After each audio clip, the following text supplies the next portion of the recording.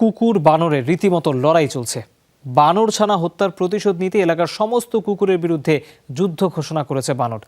৩ মাস ধরে চলা লড়াইয়ে বেহাল দশা কুকুর দলের। বানরের সাঁড়াশি আক্রমণে মারা পড়েছে অন্তত ২৫০ কুকুর ছানা। ঘটনায় জড়িত ২টি বানরকে আটকও করেছে নাকি বন বিভাগ। নজিরবিহীন এই ঘটনায় ভারতের মহারাষ্ট্রে তোলপাড় চলছে।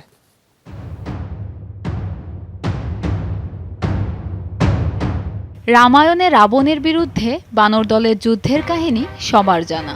আরও একবার যুদ্ধের ময়দানে বানর দল রীতিমতো দল বেঁধে লড়াইয়ের ডাক দিয়েছে কুকুরের বিরুদ্ধে। এ ঘটনা ভারতের মহারাষ্ট্রের বিড জেলার। ঘটনার সূত্রপাত মাস ৩ আগে। একদল কুকুরের হামলায় মারা যায় একটি বাচ্চা বানর। এরপর থেকে এলাকায় সব কুকুরের বিরুদ্ধে অঘোষিত যুদ্ধ ঘোষণা করে বানর দল। আক্রমণ চালাতে থাকে কুকুর ছানাদের ওপর। এভাবে এলাকার প্রায় ২৫০ কুকুর মেরে ফেলেছে বানরগুলো। দেখা মাত্রই এখনও চলছে সংঘবদ্ধ হামলা। কুকুর আর বানরের এই লড়াইয়ে অতিষ্ঠ এলাকার বাসিন্দারা। প্রাণীদের মারামারির মাঝে পড়ে নাকাল হচ্ছেন অনেকে। হামলার শিকার হয়েছে ছোট শিশুরাও। ভয়ে ঘরের বাইরে বের হওয়া বন্ধের উপক্রম এলাকাবাসীর।